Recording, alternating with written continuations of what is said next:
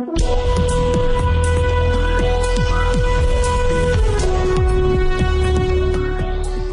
this is Laura. Welcome back to Laurel's Real Money Talks, where we're talking about making, keeping, and investing money. And today we're going to talk about something very specific. Over 62% of parents are either single, blended, and attempting to raise kids in a very old-fashioned education system that is very much just doesn't even work. You know, Ward and June Cleaver don't exist anymore. 1960s is over. We are in 2017. I started being a parent as a single parent by choice. So I was ready to be a mom, and he wasn't ready to be a dad, so off we went, and I've learned to be an extraordinarily successful single parent. And Melissa Mackey is one of my clients, so called me, 2 years ago or so?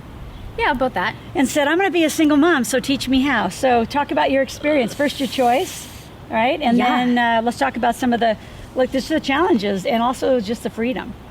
So it's a big pill to swallow because I have read all the books. No, actually that's a lie. I haven't read all the books. I've experienced and listened to all of my friends talk about being a single parent or being a parent in general. What I've learned is, wow, you have no freaking idea until you're in the thick of it. And you know, one of the biggest challenges that I've found for myself is the idea or practicing the art of receiving. The art of receiving is massive, especially for women, because we're so good at give. Let's take care of all these other people, and we forget about ourselves.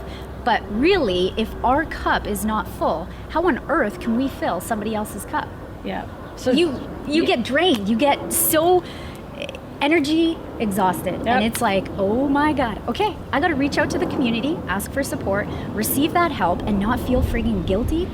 Or have that shame kind of creep in, because it's something that I continue to hear with single moms, that they feel guilty that they're leaving their kid with someone. And man, how on earth can you make $1 million or drive a successful business if you're feeling this? Well, and I think the other thing too that I got over really, really early, and John DeMartini was my master mentor in this, is, you know, I came to the planet to be a master. We all have a master art to craft, and I don't want my kids just raised by me, right? I want my kids raised by a lot of different people. It takes a tribe to raise a family. So I've just incorporated Live Out Loud to be my tribe. One of the things I want to go back to, you know, because you've been in our tribe for a while, when you called, you know, going through the pregnancy, I don't care how many times I told you to get ready. Like you said, you can't get ready until there they are. You can't. I would live vicariously through my girlfriends and say, okay, I get it. You know, you're busy, you're doing this, and I hear the kids screaming in the background, but until I was in it myself, you can't explain it.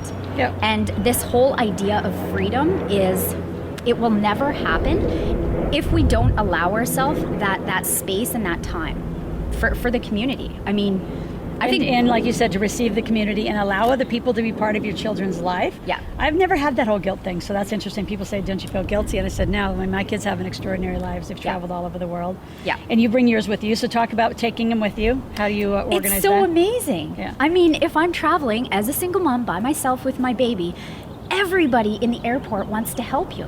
Yeah. There's never a problem.